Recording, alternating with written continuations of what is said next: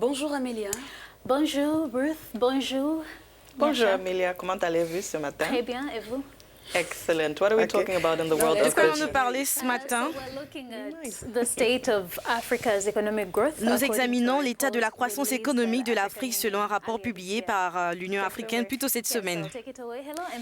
Bonjour et merci de vous joindre à moi dans ce segment du Morning Call consacré au business. Je suis Amélia Martana Kitimbo. Les pays ayant une vision nationale clairement définie ont réalisé une croissance du PIB réel ces dernières années par rapport à ceux qui n'en ont pas. En d'autres termes, il existe une corrélation entre un plan national de développement à long terme et la croissance économique d'un pays. C'est ce qui ressort du rapport sur la gouvernance en Afrique 2019, publié mardi 10 décembre à Nairobi, la capitale kenyane. Alors, l'objectif du rapport sur la gouvernance en Afrique est de mesurer la croissance du continent sous 5 aspects: la performance économique, le développement humain, la paix et la sécurité. Parmi ceux-ci, le développement socio-économique est considéré comme le plus faible. L'évaluation est mesurée par rapport à la vision de l'Union africaine pour le continent, également connue sous le nom d'Agenda 2063.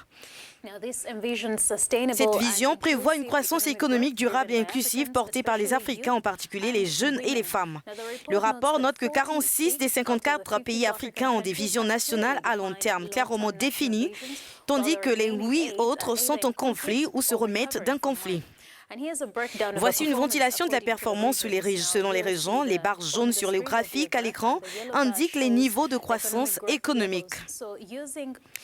Ainsi, en utilisant la méthode du décompte par tête, le rapport indique que l'Afrique du Nord a enregistré les taux de pauvreté les plus faibles avec une croissance du PIB faible en moyenne.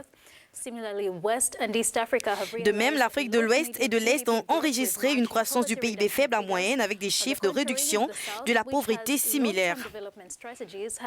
Au contraire, le Sud, qui a des stratégies de développement à long terme, a une incidence de pauvreté très élevée en PIB réel élevé. Et enfin, l'Afrique centrale a une prévalence de pauvreté élevée par rapport à sa croissance faible en moyenne du PIB. En bref, la croissance du PIB réel au Sud et au centre de l'Afrique n'est pas aussi inclusive que dans le Nord et l'Est. Ici est toutefois de noter que cette méthode de dénombrement par tête est contentieuse car les mesures macroéconomiques tendent à fausser les chiffres généraux en raison des inégalités économiques.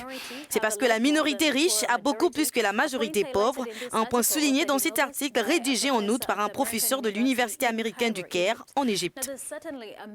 Il y a certainement une performance économique mitigée sur le continent selon la façon dont les différents États ont été affectés par des événements mondiaux tels que la récession de 2008 et la chute des prix du pétrole en 2015.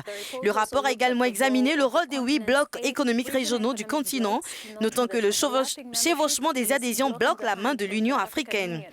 Et l'UA souhaite que les blocs économiques régionaux ratifient l'accord continental du libre-échange et alignent leur cadre de développement sur l'agenda 2063.